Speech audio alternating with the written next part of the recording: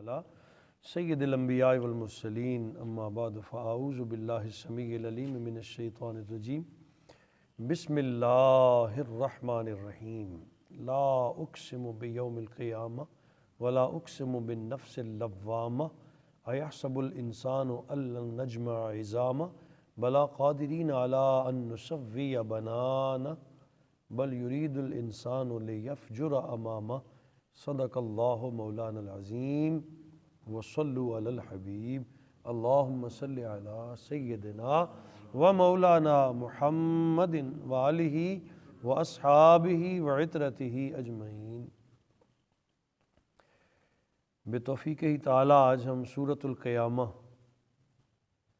اس کا آغاز کر رہے ہیں۔ پہلی آیت طیبہ میں ہی قیامت کا لفظ استعمال ہوا، اسی کو اس سورت کا نام دیا گیا۔ سورہ قیامہ میں 2 رکوع ہیں، 40 آیتیں ہیں، 199 کلمے اور 692 حروف پر یہ سورہ پاک مشتمل ہے۔ بالاتفاق علماء یہ سورہ پاک مکہ مکرمہ میں نازل ہوئی اور اس میں جو مضامین ہیں ان کا تعلق بھی حضور کے مکی زندگی کے ابتدائی دور کے ساتھ ہے۔ مضامین میں قیامت کے بارے میں کفار و مشرکین جن شکوک و شبہات میں بری طرح گرفتار تھے، کئی قسمیں کھا کھا کر اللہ کریم نے ان کا ازالہ فرمایا ہے۔ جس چیز کو تم اللہ پاک فرماتے ہیں جس چیز کو تم محال سمجھتے ہو ہمارے لیے وہ بالکل آسان ہے۔ تم سوچتے ہو قیامت کیسے آئے گی، لوگ قبروں سے کیسے اٹھیں گے، قیامت کی ہولناکیاں بیان کی گئی ہیں، پھر بتایا گیا ہے اے غافل انسان اپنے دل میں تصویر کشی نہ کر، اس تصویر کو مان جو تیرے رب نے تجھے عطا کی ہے۔ ابتدا میں حضور علیہ الصلوۃ والسلام کے نزول وحی کے وقت بڑی مشقت جو سرکار محسوس فرماتے تھے کہ جوں ہی آیت نازل ہوتی تو فوراً اسے یاد کرنا شروع کر دیتے، جبریل کے ساتھ بار بار دور کرتے تاکہ وہ آیت یاد رہے۔ اللہ کریم نے فرمایا میرے حبیب ہم آپ کے دل کی تختی پہ قرآن کو خود نقش کر دیں گے، آپ یاد کرنے کی زحمت نہ کریں۔ اتنی مشقت بھی اللہ پاک نے رسول اللہ کی برداشت نہیں کی۔ ہاں میرے نبی قرآن عظیم کو تیرے دل کی تختی پہ نقش کرنا یہ ہماری ڈیوٹی ہے، اس کے معنی کو، اس کے اسرار کو، رموز کو تیرے دل پر منکشف کرنا اور ہر ایک رموز و آثار سے تجھے آگاہ کرنا یہ بھی ہماری ذمہ داری ہے۔ ہم اس کے معنی بھی تیرے دل میں اتار دیں گے، سارے علوم کے خزانے خود عطا کر دیں گے۔ اے میرے نبی تو متفکر نہ ہوا کر۔ اس اطمینان دہی کے بعد یہ بتایا کہ قیامت کے روز اللہ کے بندے جب حاضر ہوں گے تو ان کے چہرے گلاب کی طرح کھلے ہوئے ہوں گے، ان کی مشتاق نگاہیں انوار الہی کے دیدار میں مستغرق ہوں گی، لیکن بدکار لوگ جب وہاں پکڑ کر لائے جائیں گے تو ان کے چہروں پر نحوست برس رہی ہوگی، خوف سے تھر تھر کانپ رہے ہوں گے۔ پھر ایسے لوگوں کی موت کا منظر پیش فرمایا ہے۔ دوسرے رکوع میں نام لیے بغیر ابو جہل کی ہرزہ سرائیاں اور اس کی پلیتیوں کو بیان کیا گیا ہے اور اسے سرزنش کی گئی ہے، اس کے اطوار و احوال بیان فرمائے اور اس کو ان کے فطری انجام سے آگاہ کیا تاکہ وہ لوگ عبرت پکڑ سکیں۔ یہ سورہ پاک کے مضامین ہیں۔ لا اقسم بیوم القیامہ، میں قسم کھاتا ہوں روز قیامت کی، میں قسم کھاتا ہوں روزے۔ اب کون قسم کھا رہا ہے؟ وہی بات اللہ تعالیٰ کی ذات گرامی، جو قسم نہ بھی کھائے تو اس کی بات حق ہے۔ قسم کھا کے جس بات کو بیان کرتا ہے اس بات کے مضمون کی شدت کے بنیاد پر کہ لوگ سمجھیں کہ یہ کتنا عام چیز ہے، کہا لا اقسم بیوم القیامہ، میں قسم کھاتا ہوں روز قیامت کی، ولا اقسم بالنفس اللوامہ، اور میں قسم کھاتا ہوں نفس لوامہ کی کہ حشر ضرور ہوگا۔ کس بات پر؟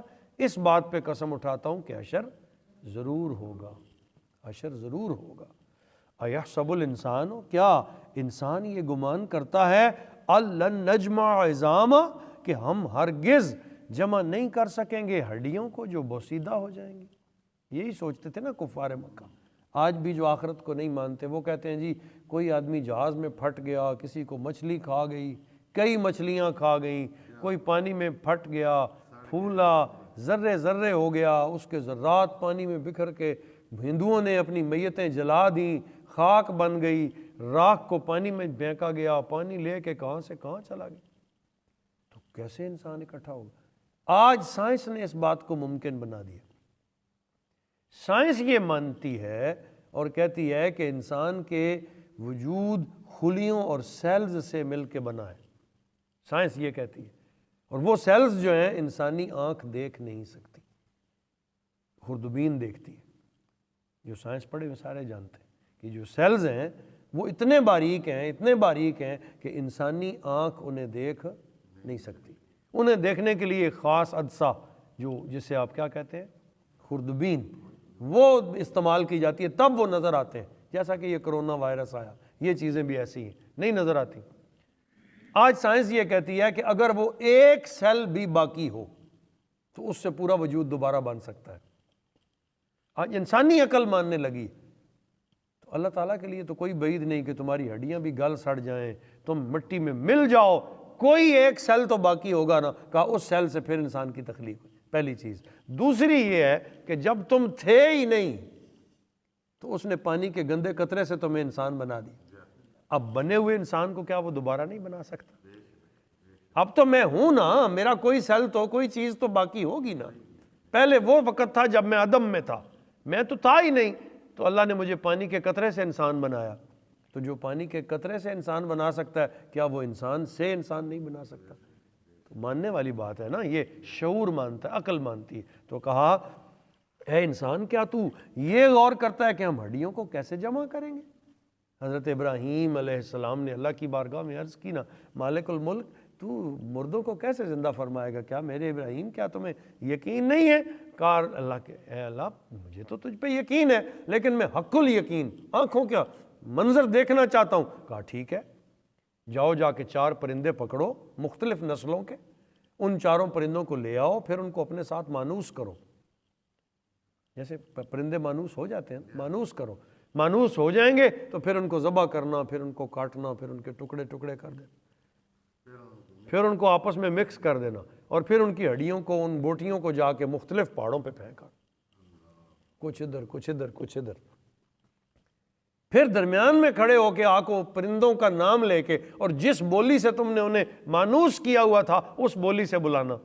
آپ نے ایسے ہی کیا، جب ٹکڑے سارے مختلف پہاڑوں پہ پھیلا دیے تو درمیان میں وادی میں کھڑے ہو کے ان پرندوں کی بولی میں انہیں بلایا۔ جب بلایا تو وہ کیا دیکھتے ہیں، ایک ہڈی اس پہاڑ سے، ایک بوٹی ادھر سے، وہ خود اکٹھی ہوئیں، اکٹھی ہو کے جس پرندے کی تھی وہ ملیں، اور وہ پرندے اڑتے ہوئے آپ کے قدموں میں حاضر ہو گئے۔ کہا ہے میرے ابراہیم، ہم اس طرح زندہ کر لیں، اس طرح ہم زندہ کر لیں گے، یہ اللہ کی شان ہے۔ کہا ہے انسان، کیا تم یہ غور کر رہے ہو لن نجمع عظاما، کہ ہم ہڈیوں کو کیسے زندہ کر لیں گے؟ یہ تو اللہ کی شان ہے۔ بلا قادرین، کیوں نہیں، ہم اس پر قادر ہیں، ہم اس پر قدرت رکھتے ہیں۔ الا ان نسوی بنانا، کہ ہم انگلیوں کے پور پور کو پھر سے درست کر دیں، تمہاری ایک ایک پور درست ہو جائے، انگلیوں کا پور پور، ان نسوی بنانا، کہ ہم ان انگلیوں کے پوروں کو بھی درست کر دیں، ہم اس بات پر قادر ہیں اور کریں گے۔ بل یرید الانسان لیفجر امامہ، بلکہ انسان کی خواہش تو یہ ہے کہ آئندہ بھی بدکاریاں کرتا ہی رہے، اسے چھوڑ دیا جائے، اس پر پکڑنا ہو، اس پر کوئی گرفت نہ آئے تو گرفت آئے گی، اعمال کے بدلے یہ پکڑا جائے گا۔ وقت آئے گا جب اس سے، اس کے صبح اور شاموں کے بارے میں سوال کیا جائے گا، بتا ہم نے تجھے زندگی کی دی تھی، تو کہاں پھینک کے آ گیا، اس زندگی کو کیسے ضائع کر کے آ گیا؟ غنیمت جان رل مل بیٹھنے کو، جدائی کی گھڑی سر پہ کھڑی ہے، کسی بھی لمحے وہ جدائی آ سکتی ہے اور آ رہی ہے۔ تو جتنے وقت ملا ہوا ہے، جو لمحے آپ کو میسر ہیں، اس میں اپنے رب کو یاد کریں، اس کے حبیب کو یاد کریں، اپنی منزل درست کر لیں، تاکہ جب قبر میں پہنچیں تو آنکھوں کے سامنے اندھیرا نہ ہو بلکہ ایمان کی روشنی موجود ہو۔